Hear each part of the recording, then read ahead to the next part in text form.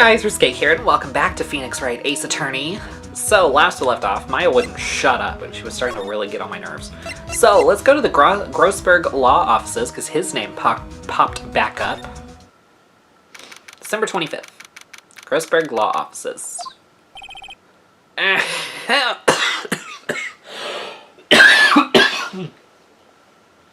Excuse me. The old familiar clearing of the throat. You're Mia's something, are you not? I don't remember the voice I used for him, so he's getting a new one. I was her understudy, yes. Phoenix Wright. And you're Mia's something, too, are you not? Her little sister, yes. You've grown. You've come to look a lot like your sister, you know? Takes me back. The days of my youth, like the scent of fresh lemon. You see?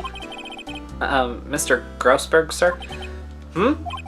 Yes. I beg your pardon. Of course you came here to discuss something. What is it then? Something's the matter? There was a murder last night. A murder?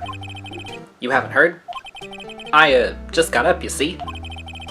Well, Miles Edgeworth shot someone with a pistol. Edgeworth? What? Who did he shoot? Well, the identity of the victim is still unknown. This is terrible news indeed. I guess he hadn't heard anything. Mr. Grossberg, whatever happened to that painting? Oh, yes. I do not think it shall ever be coming back home to this office. I can't exactly claim it as stolen. I suppose it's my just desserts. Old bitter desserts. Okay. That's all we got? You gotta be kidding me. Solid mahogany desk. The wood's been polished to a deep luster. Hey Nick, I want a desk like that in our office too. I don't know. I don't think I'm ready to sit at a desk like that yet. Huh? I meant for me. You better start saving your allowance then. Expensive-looking mahogany bookshelves filled with expensive-looking books. Funny. They don't look like they've ever been read. Well, let's take them back to our office. He won't miss them. We don't need them. Then can we take that wooden bear? Girl, shut up. Shut up. I'm just gonna start leaving her at home. Oh, she's annoying. Okay. Why is the wall there a different color? Are you that stupid? Are you? Are you that stupid? The big painting was hanging there until recently. Dumbass. Huh, what happened to it? Well, he gave it to someone. I bet he gave it to some romantic interest. Ooh, I don't want that visual. No thanks. Love blooms eternal, Nick. Yeah. How much fan fiction is there of Grossberg and Mr. White? An expensive potted plant. No idea what kind of plant it is, but it's probably the most expensive one available. I think our Charlie is cuter. Right, he's a really cute plant. Fucking weirdo. A table for clients. God damn. An elegant ebony case, and if I'm not mistaken, that lighter's made of solid gold. Even I can tell someone here's got money to burn. We should put things on our client table too. I'm not really into smoking. We could put out candy or gum. Classy. Okay, so is that it here? Jesus Christ. I don't know where it came from. I should have just taken a hit. At least I could have... Okay, should I present him something? Here. What do you know about this? So this is the moment the crime took place, eh? Yes. You can't really say for sure that's Edgeworth. I'm not sure whether that's a good thing or a bad thing. I'm not sure at all. Okay. What do you have to say about this? My apologies. I'm not sure I can help you with that. Okay. What about this? So this camera on the lake takes a photo whenever it hears an explosion sound? That's what she said. And it just happened to be set up on the beach pointing out on the lake. Yes, she said it was to photograph shooting stars. Shooting stars. Explosions. What's the connection? I'd be suspicious of this witness of yours. Oh, I am. Do you care about the autopsy? Strange. I feel as though I've seen this man somewhere before. Did you remember? He was a lawyer here in my office. That's Hammond. Robert Hammond. Mr. Hammond? And you say this is the man Miles Edgeworth shot? Well, okay. Oh, let's talk about Hammond. Who is this Hammond guy, anyway? Mr. Hammond. He was the defense attorney in that case. That case? Yes, the DL6 incident. DL6? Why does that sound so familiar? That does sound familiar. Perhaps you remember. I'm sure someone mentioned it during the trial for Mia's murder. That was the incident where the police were so at loss they used a spirit medium. Ah, okay, gotcha. Wait, you don't mean... Was that medium my mother? Yes, my dear. The spirit medium, Misty Fey, your mother, contacted the spirit of the victim. But the case was a loss. No conviction was made. The DL6 incident, yes. Happened 15 years ago. A very strange case indeed. They never caught the criminal, right? Correct. Misty Fey used her powers to talk to the spirit of the late victim. Her testimony led to charges being laid against one man. But Mr. Hammond won the case and the suspect was declared innocent. And the police blamed my mother, calling her a fraud. You were the one who helped her out then, right, Mr. Grossberg? Yes. Yes, quite. Thank you. No, please. Don't mention it. DL6. Never thought I'd hear that name again.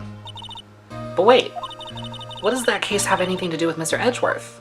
It has everything to do with Mr. Edgeworth, my dear. The victim in the DL6 incident was none other than his father, Gregory Edgeworth. What? His father? If you want to know more, you should ask him yourself. Show him this. I'm sure he'll talk to you. Wait, this is a photograph of my mother. Alright. Guess let's head back to the detention center. December 25th, detention center. Visitor's room. What's this? I was hoping you'd gotten my message the first time. Edgeworth, what about your defense? It's no concern of yours. Guess he hasn't found anyone yet. Alright. Listen here, asshole.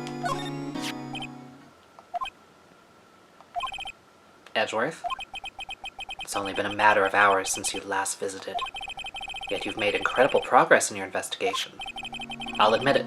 I'm impressed, right? You were always single-minded in your work, though. Once you start on something, you always see it through, don't you? About the DL6 incident. Right, DL6. I didn't want you to find out about it. That is why I refused your offer to defend me. I'm sorry if it sounded like I thought you weren't up to the job. I just wanted to keep you away from DL6. So, do you still think it would have been better for me to stay away? I don't know. But, I see no point in hiding anything from you now. Very well. Ask whatever you like. I will answer to the best of my abilities. About fucking time. Okay. Let's talk.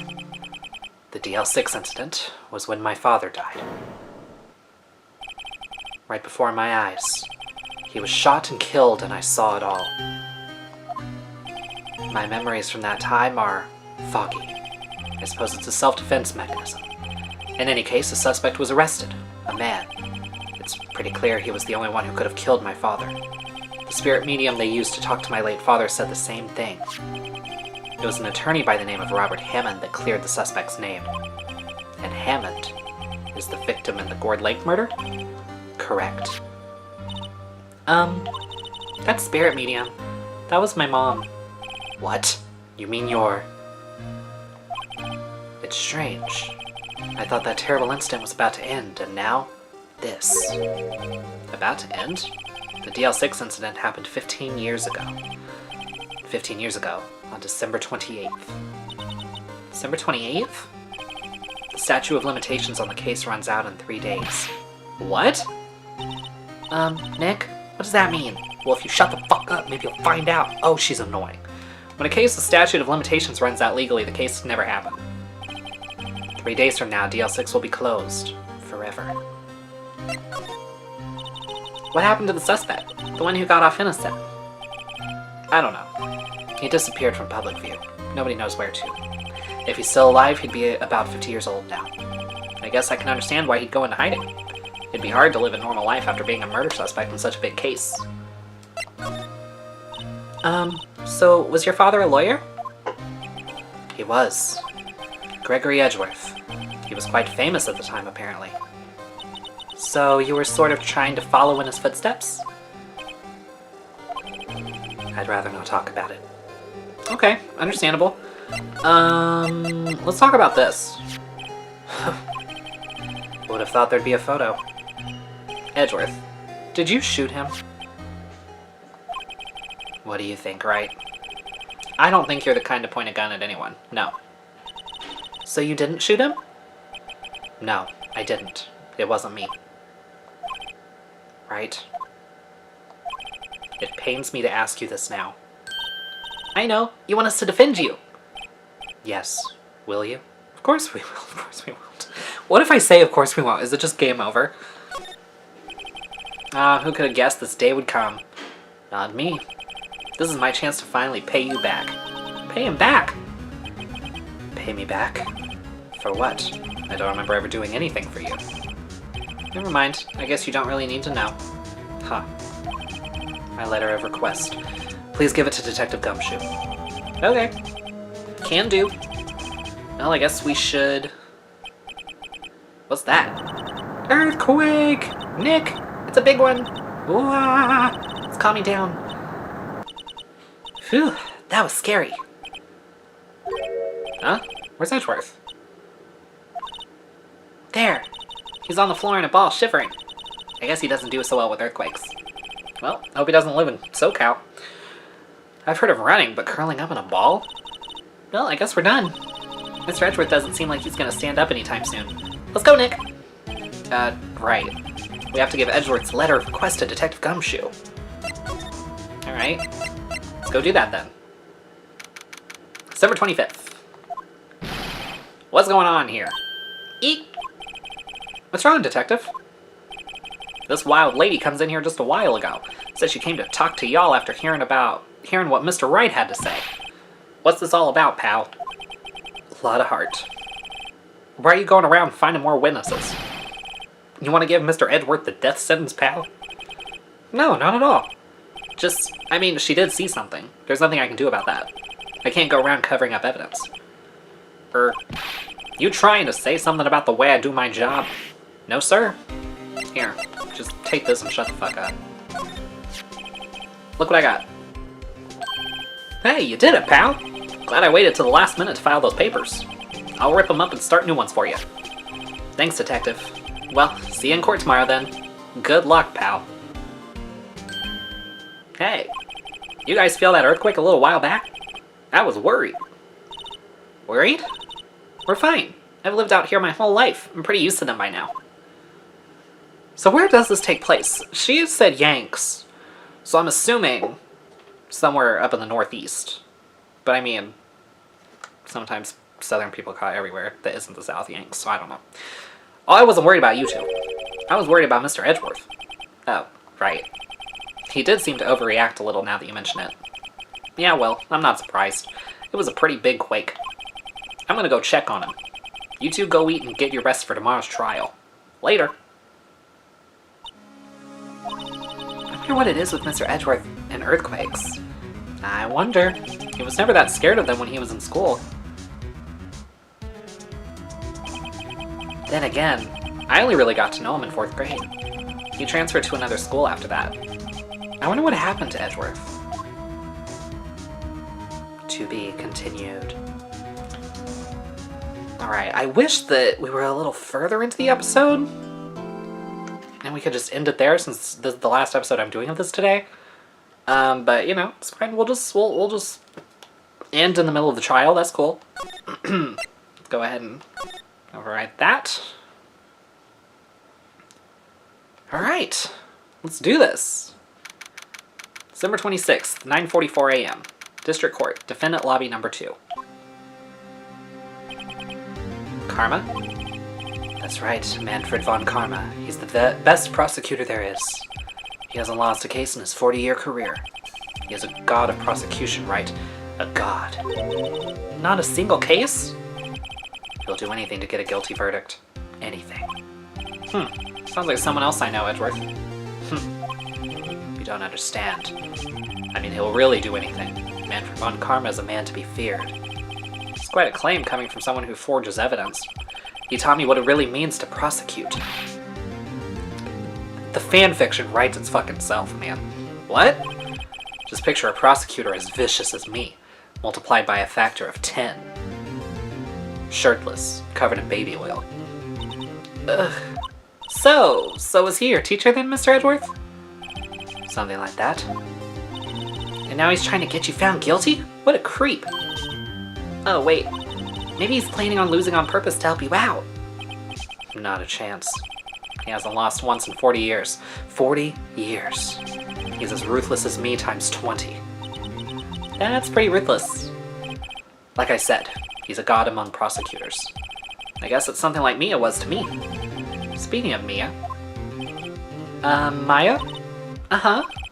We could really be using Mia's help right now, don't you think? Oh. I can't. Sorry. I tried. I really tried, but I couldn't reach. You couldn't reach? I think that's because I haven't been training. My powers are weak again. Oh man, what bad timing. I'm really sorry. Well, go find her a fucking waterfall. I'll try my best. I hope so. What are you whispering about? Oh, it's nothing. Well, it's time. Let's head in. Okay, we got this. December 26th, 10 a.m., District Court. Courtroom number 3. Court is now in session for the trial of Mr. Miles Edgeworth. The defense is ready, Your Honor. Mr. Von Karma, is the prosecution ready? Fool. You seriously think that... Okay, no, I can't do that. You seriously think that I would stand here were I not completely prepared? Right. My apologies. Okay. He's even got the judge scared. Very well. Your opening statement, please. Decisive evidence. A decisive witness. What else could possibly be required? Nothing, of course. That should be fine. Prosecution may call its first witness. What's with this guy? Is he royalty or something? How am I supposed to fight against this? I call the detective in charge of this case, Detective Dick Gumshoe. Okay, Gumshoe's first. Let's see how this goes. Describe the incident. Now. Yes, sir. Detective Gumshoe looks nervous. Please take a look at the map. Okay. Murder happened late Christmas Eve around midnight. There was one boat in the very middle of the lake. There were 2 men on the boat. Now, there happened to be a woman camping here on the edge of the lake. At 2:10 a.m. she heard 2 pistol shots. Then the boat started to move. It went towards the boat rental shop. Excuse me. Okay. Testify to the court about the arrest. Now. Wait, Mr. Von Karma. Yes. Actually, I'm the one that's supposed to be handling these proceedings. Wrong. There is only one thing you need to do here. You will slam down your gavel and say the word guilty. That is your role. Yes, of course, you're quite right. Jesus Christ. No, he's not! Okay. The arrest of Edgeworth. A man called into the station around 30 minutes after midnight. We headed to the scene of the crime as fast as we could. That's where we found Mr. Edgeworth. Now, I didn't suspect him of anything at all. But the next morning, a body was found in the lake. So we had to arrest Mr. Edgeworth.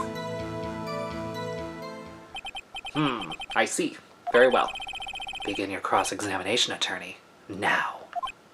You tell me what to do one more fucking time, we're gonna fight. You may look intimidating, but you're not gonna look as intimidating with my fucking foot in your asshole. Okay. Let's just press on every... Well, hold on. Let me scroll through and see what Phoenix says. Nick, doesn't it seem like Detective Gumshoe is being a little vague? I bet Von Karma is feeding him lines. His testimony is probably filled with landmines just waiting for me to press. What do we do? Grit our teeth and press, I guess. What else can we do? Well said, Nick. You're the man. Okay. We'll just press everything. You received a call from a man? Yep. But you said there was a woman camping there. She was the one who heard the 2 gunshots, right? That woman and the man who called in the report are two different people, obviously. Different people? There were two witnesses. Urgh. Their testimonies were quite similar, however. Today I've summoned the woman who was camping. The woman who was camping. Lot of heart. What happened next, Detective? He's got about one more gun of putting that finger in my face before I snap it off. How long was it between receiving the report and your arrival at the lake? Well, I like to say it was about 3 minutes. That's pretty fast. Our motto for the month is get there quick. Love it. Detective, you will refrain from casually revealing department secrets. Yes, sir. Sorry, sir. I look forward to your next year's salary review. Damn. So much to look forward to these days. This is no time for dejected daydreaming. Continue. Yes, sir. Jesus Christ, okay. What was Mr. Edgeworth like when you saw him then? Well, from what I saw, he looked pretty relaxed. Not like a murderer at all, really. Oh my god, I hate this dude already. Detective, the court requires the facts, not your opinion. How many years have you been on the force? Facts only, Detective. Hard, cold, objective facts. Yes, sir. Man, he's got his share of objections. Okay.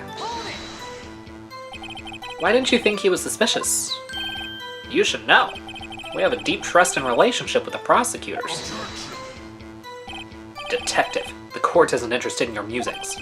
Deep, trusting, poppycock. I'm not even gonna say a word.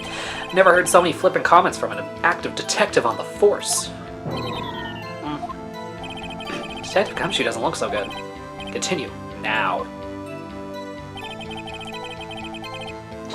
Okay. Did you find any clues on the body? A single bullet was recovered from the body. It was shot through the heart, fatally. Judge, here's the bullet. It didn't strike bone, so its shape is well preserved. Very well, the court accepts this bullet into evidence. And the victim's body fired from a .22 caliber pistol. Gotcha. So we had to arrest Mr. Edgeworth. Why is that? Well, we found the murder weapon in the boat. The murder weapon? A pistol. Detective Gumshoe. That is a vital piece of information. Please revise your testimony. Right. Sorry, Your Honor. Murder weapon we found on the boat was decisive evidence. What about the pistol made it decisive evidence? He has the same evil laugh as Edgeworth. There were fingerprints on the pistol found in the boat. They were clear prints from Mr. Edgeworth's right hand. What?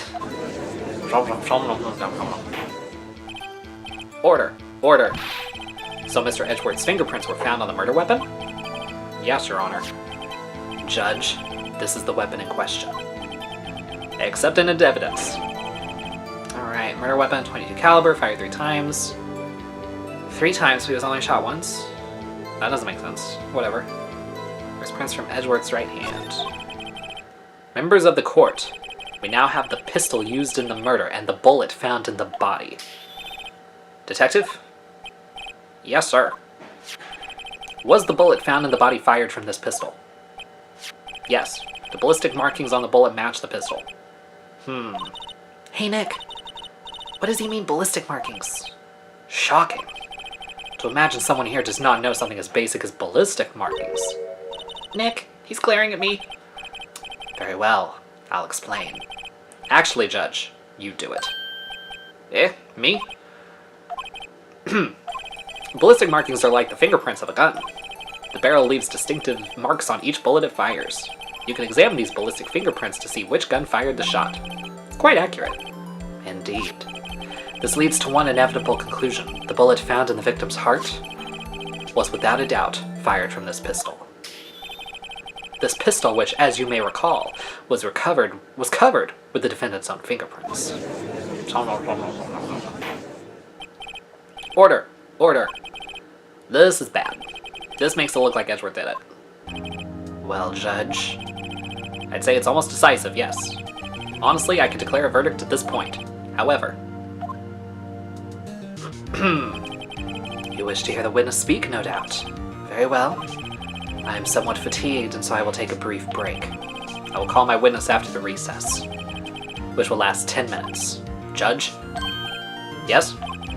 What are you doing? A 10-minute recess. Now. Actually, we're going to take a 2-week recess, because on that note, we're going to go ahead and end this episode here. Let me do a fresh save. There we go. Alright, and on that note, we're going to end this episode here. Hope you guys enjoyed. If you did, please give it a thumbs up, subscribe, share this with your friends, hit the bell so you don't miss an upload, and I'll see you guys next time.